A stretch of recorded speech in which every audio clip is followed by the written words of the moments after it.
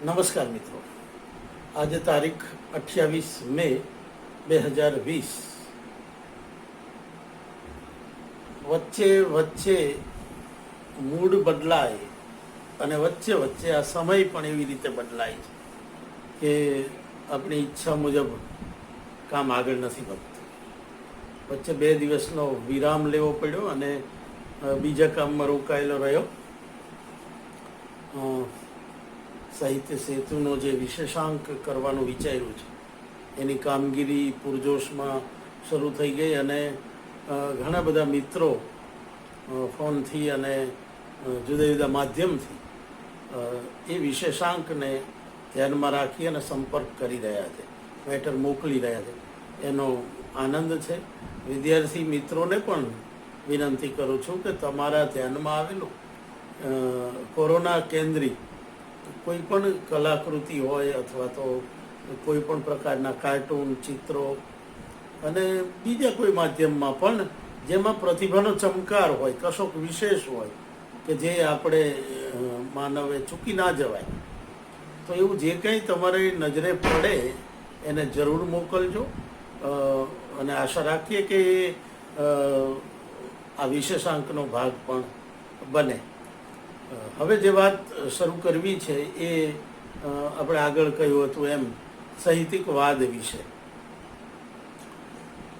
વાદ એટલે તો વિચારધારા અથવા તો આપણે વાદ વિવાદ એવું જ્યારે કહીએ છીએ, એના મૂળમાં જે શબ્દ પડેલો છે એ છે ચર્ચા.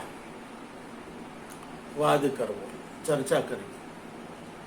વિવાદ કરવો એટલે કે ચર્ચાની સામા છેડાઓને મૂકવા. આપણે ત્યાં ઉપનિષદની પરંપરા છે. જેમ ગ્રીકમાં શિષ્ય અને ગુરુની પરંપરા છે, એ પણ ચર્ચા કરતા, એ પણ સંવાદ કરતા. તો ચર્ચા કરતા એમાં સંવાદ એ એક અર્થ અભિપ્રેત છે. બીજી બાજુ સ્કૂલ એટલે કે એક ચોક્કસ વિચારધારામાં માનનારાઓનું જૂથ, એને આપણે સ્કૂલ કહીએ છીએ. તો એ જ રીતે આપણે ત્યાં તો ધર્મ સંપ્રદાયોમાં તો અસીધો જ વપરાય છે એવો શબ્દ છે કે જુદી જુદી વિચારસરણીઓ ધરાવતા જુદા જુદા સંપ્રદાયો, ધર્મ સંપ્રદાયો જેના મૂળમાં હિન્દુ સંસ્કૃતિ રહેલી છે. એટલે કે જીવનશૈલીમાં જે હિન્દુ સિવિલાઇઝેશન છે એના મૂલ્યો પડેલા છે, પણ વિચારધારા જુદી જુદી છે. આપણે ત્યાં આ થોડીક સમજણ માટે આપણે ઇઝમ્સની શરૂઆત કરીએ એ પહેલાં વિચારસરણી એટલે શું અને વિચાર એટલે શું. આઈડિયા, કોઈ પણ વિચાર આવે ચિત્તમાં એટલે વિચારસરણી નથી થઈ જતી, પણ એ વિચારને જ્યારે ગૂંથવામાં આવે, એ વિચારની એક ચોક્કસ પેટર્ન તૈયાર થાય, એ વિચાર ધારા રૂપે વહે, ત્યારે એને વિચારધારા કહીએ છીએ. એટલે કે વાદ કહીએ છીએ, અથવા તો એક જૂથ એમાં સક્રિય થાય છે.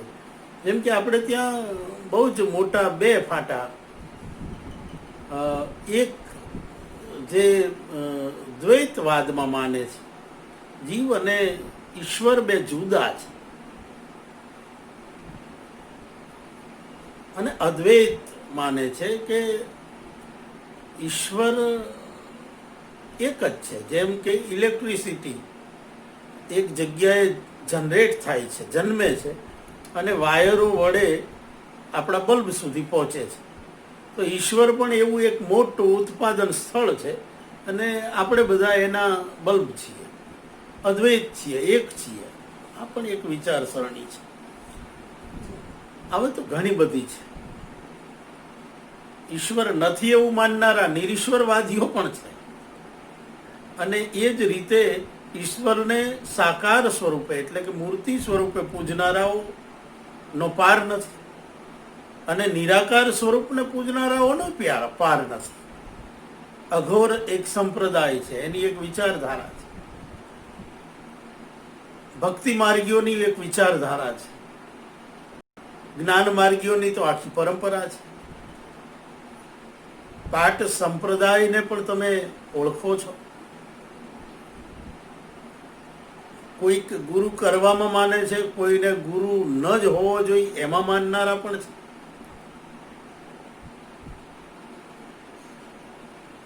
આ જે માનવું એની પાછળ રહેલું વૈચારિક વલણ આપણા માટે અહીંયા જે સમજવાનું છે એ છે.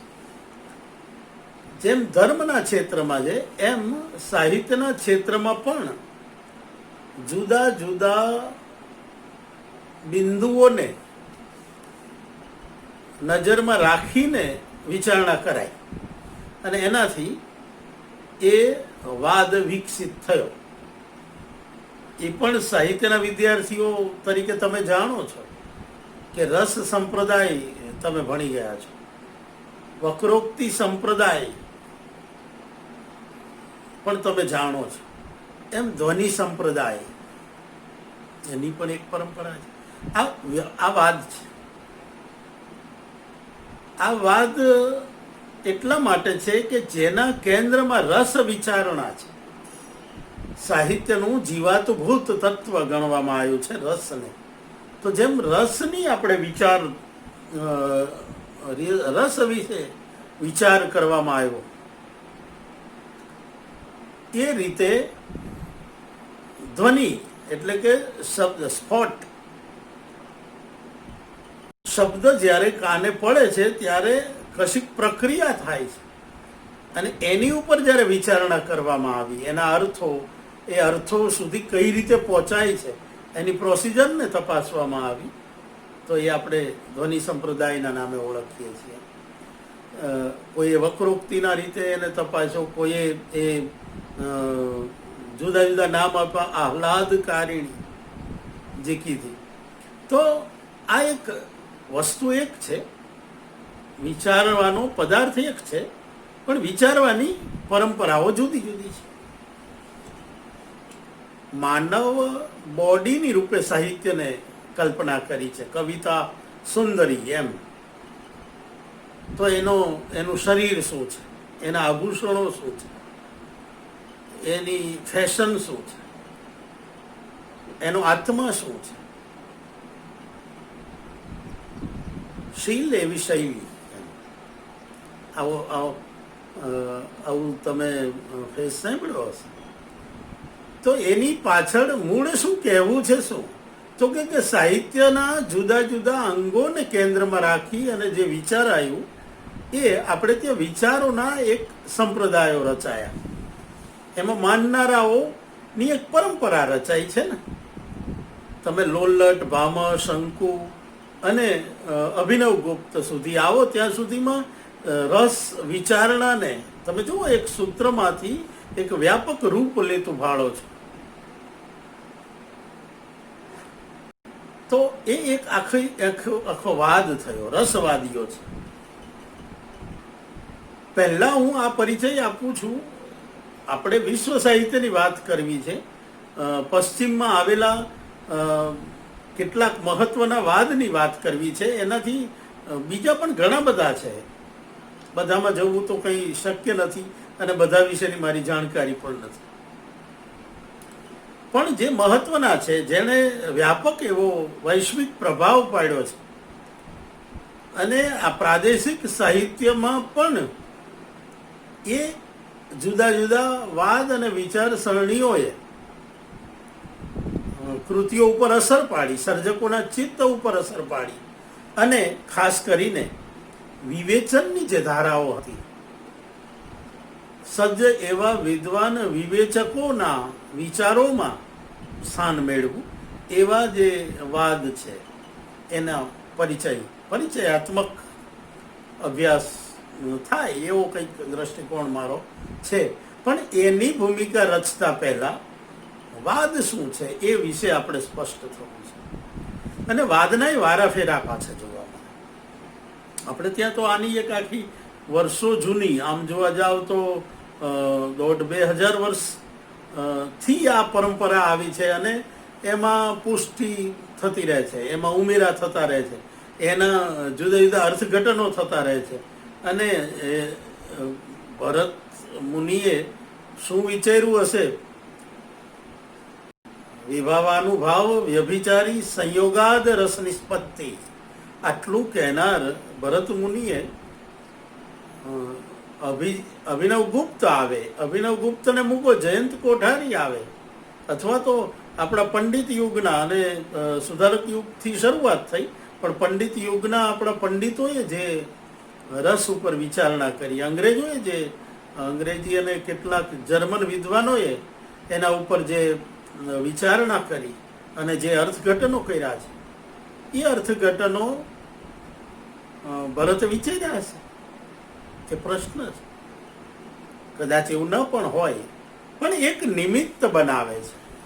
જેમ અનુકરણનો સિદ્ધાંત આજે પણ એટલો જ પ્રસ્તુત રીતે વિચારણીય બની રહ્યો છે. અથવા તો પ્લેટોનો જે વાંધો હતો કવિઓને દેશવટો આપવાનો, એ વિચાર આજે પણ કોઈક ને કોઈક રાજકારણીને, સત્તાધારીઓને, અથવા તો કોઈક ને કોઈક વ્યક્તિને મનમાં ઝબકી જાય છે. આટલા 1000 વર્ષ પછી પણ કવિઓને દેશમાં ના રખાય એવું માનનારો વર્ગ જન્મતો જાય છે. તો એના કારણો શું? કે આ પ્રશ્ન આટલો સનાતન બની રહ્યો છે, તો એને પણ વિચારનારા વર્ગ હોય છે એમ. તો વિચારસરણીઓનું આ રીતે મહત્વ હોય છે, અને એમાં અપ્સ ડાઉન આવે છે. જેમ કે જો ધર્મની વાત કરીએ તો વિશિષ્ટાદ્વૈત પુષ્ટિ માર્ગી સંપ્રદાયના મૂળમાં રામાનુજાચાર્ય નો આ મત,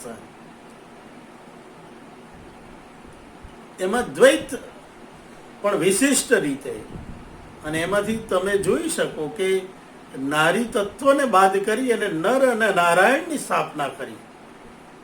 એ સામાજિક પ્રોબ્લેમમાંથી જન્મેલો પ્રશ્ન હતો સહજાનંદ સ્વામી. એ ચર્ચામાં નથી જવું આપણે, એમાં વાંધા વચકા જન્મી શકે છે, અને અહીંયા આપણું એ કામ નથી. તો એમાંથી જન્મેલો વિશિષ્ટાદ્વૈત મત છે. તો એક મત બીજા મતનું, અથવા તો એક વાદ એ બીજા વાદ માટેનું જન્મસ્થાન હોય છે, કેવું છે, એક્સટેન્શન હોય છે, એક જુદી રૂપે વિચારવા માટેનું બળ આપતું હોય છે. અને ઘણીવાર મૂળ વાદ ગૌણ બની જાય, અને પછી જન્મેલો વાદ કે વિચારસરણી બહુ જ મહત્વની બની રહે. તો આ બધું થાય છે. આપણે ત્યાં મેં કીધું એમ કે આ બધું જ શેરભેર રૂપે છે. ધર્મ અને સાહિત્ય ભારતમાં અભિન્ન નથી. જે રીતે ધર્મ અને આયુર્વેદે અભિન્ન નહોતા, જે રીતે ધર્મ અને રાજકારણ અભિન્ન નહોતા, જે રીતે ધર્મ અને જીવનની બધી જ ક્રિયાઓ અભિન્ન નહોતી. ભારતે જીવાતા જીવનને, આસપાસની પ્રકૃતિને, આસપાસની ભૂગોળને, આસપાસના પર્યાવરણને અસર તો પાડે જ, બધે જ, પણ જીવનમાં વણી લેવાનો જે પ્રયાસ કર્યો છે એ ભારતીય સંસ્કૃતિની એક વિશિષ્ટ ઓળખ છે. એ તો આપણે જાણીએ છીએ. પશ્ચિમમાં થોડું જુદું વલણ જોવા મળે છે. ધર્મ અને કલાઓની શેરભેર કરવાના પ્રયાસ ત્યાં નથી થયા એવું નથી, થયા છે. ચર્ચને કેન્દ્રમાં રાખીને ઘણી બધી કલાઓ વિકસી, ખાસ તો ચિત્ર, શિલ્પ, સ્થાપત્યો અને સાહિત્ય તો ખરી જ, સંગીત પણ. તો ત્યાં પણ વિકાસ થયો છે, પણ જેટલું ભારતમાં એ અભિન્ન છે એટલી અભિન્નતા પશ્ચિમના સાહિત્યમાં પછીથી નથી જોવા મળતી. એક જાતનું જુદાપણું, અથવા તો એમ પણ કહી શકીએ કે ભૌતિક બાબતોને અધ્યાત્મથી પ્રમાણમાં અલગ કરવાનો પ્રયાસ ત્યાં બહુ વહેલા શરૂ થાય છે. અને એટલે જ તમે જોઈ શકો કે ગ્રીક અને રોમન અને પછીથી લેટિન ને એ સમયમાં યુરોપમાં કલાઓ સ્વતંત્ર રૂપે વિકસવાની શરૂઆત બહુ વહેલી થઈ છે અને એમાં અધ્યાત્મનો ઘણી વખત વિરોધ પણ જન્મ્યો છે, જે ભારતમાં બહુ મોડો અથવા તો અર્વાચીન તબક્કામાં છે. આ મોટો ભેદ છે. બંને કલા અને સંસ્કૃતિના પાયામાં જો આપણે જોવા જઈએ તો આ ભેદ ખાસ નોંધવો પડે અને એના કારણો પણ છે.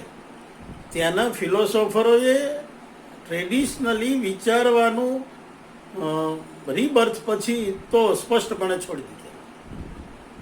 ટ્રેડિશનલી ફિલોસોફીના મુખ્ય 3 બિંદુઓ જે આગળ વાત કરી છે, જીવ, જગત અને ઈશ્વર, આ ફિલોસોફીના મુખ્ય 3 બિંદુઓ. અને 3માંથી ઈશ્વર વિશે ઘણું બધું વિચારાય. માનવ અને જગત પ્રમાણમાં ગૌણ હતો ભારતની વિચારસરણીમાં. પશ્ચિમમાં પણ એક સમયે શક્ય હતો, પણ પછીથી ફોકસ બદલાયું અને આપણે જોયું કે એમાં માનવ અને જગત વધારે કેન્દ્રમાં આવે છે, ભૌતિકને ભાર વધારે છે. આપણે આ દેહને 5 મહાભૂતોમાં વિલીન કરી દેવાની પરંપરા છે. એ અત્યારે પ્રચલિત એવી અગ્નિમાં હોય કે પહેલાં અનેક રીતો હતી. પ્રાણીઓને સોંપી દેવો દેહ, નદીમાં પધરાવી દેવો, જમીનમાં દાટી દેવો, જીવતા એટલે કે સમાધિ આપી દેવી, અનેક પ્રકારો હતા. અત્યારે આપણે અગ્નિ સંસ્કાર ઉપર પ્રાધાન્ય છે. પણ ગ્રીક પરંપરાનું તો બહુ જ જાણીતા ઉદાહરણો છે. પિરામિડોને જે જુઓ છો એ મુખ્યત્વે એની અંદર રાજાઓની કબરો છે અને એ પણ એક રાજાની સાથે કેટલા દાસ દાસીઓ ને સ્વર્ગે મોકલી દેવામાં આવતા હતા મસાલા ભરીને, એ પણ જાણીએ છીએ. અને એમને માટે હીરા જવેરાત, ઘોડા, ફલાણું ઢીકડું, કેટલું બધું એમની સાથે રાજાઓની સાથે મૂકવામાં આવતું. એનું કારણ એ હતું કે અમુક સમય આરામ કર્યા પછી એ દેહમાં ફરી આત્મા આવવાનો છે અને એ ટાઈમે એમને આ બધા જ દાસ દાસીઓ, જર ઝવેરાતને બધાની જરૂર પડવાની છે. મૂળભૂત દર્શનમાં ફેર છે અને એના કારણે એમણે મૃત્યુ પછીની જે વ્યવસ્થા કરીને એમાં ભૌતિક બાબતોને પ્રાધાન્ય આપ્યું. આપણે દર્ભથી દાન આપી શકીએ છીએ. દર્ભ દાભડો એક તણખલાથી. પિંડ, તમે જુઓ કે પિંડનું દાન ચોખાનો કે ઘઉંના લોટથી બનેલા પિંડથી દાન કરીએ છીએ. જીવનની આખી આવી ફિલોસોફીમાં ગયા છીએ કે એક સોપારી એક ગાય બરાબર દાન હોય કે એક ગાય બરાબર એક ગામનું દાન આપ્યું હોય. આ સિમ્બોલિક છે, પ્રતિકાત્મક છે. પશ્ચિમમાં એવું નથી, આ ગાળામાં તો નથી. આ બંને દ્રષ્ટિમાં જે ભેદ છે એણે કલા ઉપર, કલાકૃતિઓ ઉપર અને કલાને સમજવાના આખા જે ઉપકરણો છે એના ઉપર ખાસો અસર પાડી છે. તો વિચારસરણીઓને પણ એમણે શેરભેર નથી કરી. જીવાતા જીવન સાથે જોડાય તો ખરું જ, બધું જ જોડાય, કારણ કે કલાઓ અભિન્ન છે. પણ સાથે સાથે અલગ પાડવાના બદલે સ્વતંત્ર રૂપે વિચારવાનો પણ એમણે પ્રયાસ કર્યો છે. પરિણામ કેટલાક સારા આવ્યા છે, કેટલીક મર્યાદાઓ હોઈ શકે એમ. અને ભારતીય પરંપરાની એક અલગ પ્રકારની વિશેષતા છે, સાથે મર્યાદાય છે. ભારતીય કલાકારોએ પ્રમાણમાં પોતાની યોજનાઓને સિક્રેટ રાખી છે. આપણે વિમાનની કલ્પના કરી હોય ઉડાડવાની, કે રથ આપણા હવામાં ઉડતા હોય અગ્નિમિત્રના, વેદોના શ્લોકમાં ઇન્દ્ર મદદ કરવા આવતા હોય, અથવા તો એ સમયે આપણો રાજા દેવોને મદદ કરવા જતો હોય રાક્ષસોની સામે. આ કથાઓની પાછળ શું હતું, અથવા તો એ સાધનોની સંરચના શું હતી, એ ગોપિત કેમ રાખી? આવા પ્રશ્નો અનેક વિદ્વાનો પૂછે છે. હશે કોઈ કારણો. કરતાપણાનો ભાર છોડી દેવો એવું એક વિચાર આવ્યું છે. અને બીજું એવું વિચાર આવ્યું છે કે પ્રજાને એ માટે થઈ અને વિશિષ્ટ લાયકાત કેળવવી પડે. એ કેળવે તો જ એને એ જ્ઞાન પ્રાપ્ત કરી શકે. એવી ઉચ્ચ ભાવનાના કારણે, સાદી ભાષામાં કહું તો વાંદરાના હાથમાં તલવાર ના આપી દેવાય. આવી ઉચ્ચ ભાવનાના કારણે ભારતીય દાર્શનિકોએ, ભારતીય વિજ્ઞાનીઓએ ફોર્મ્યુલાને સિક્રેટ રાખી. મોબાઈલ આજે બધાના હાથમાં આપી દેવાથી ફાયદા કેટલા અને ગેરફાયદા કેટલા એ તો કાયમ ચર્ચાનો વિષય રહેવાનો છે. તો આ બધી જે બાબતો છે આજે મારે જે વાત કરવી છે એના મૂળમાં એટલી જ વાત છે કે કોઈ પણ વિચાર અને વિચારસરણીઓ જ્યારે જન્મે છે અને વિકસે છે ત્યારે એ કયા રીતે, કયા આધારે વિકસે છે એનો પણ મોટી અસર હોય છે. આપણે આજે જે જોયું એ વાદ એટલે શું એ સમજવાનો પ્રયાસ કર્યો.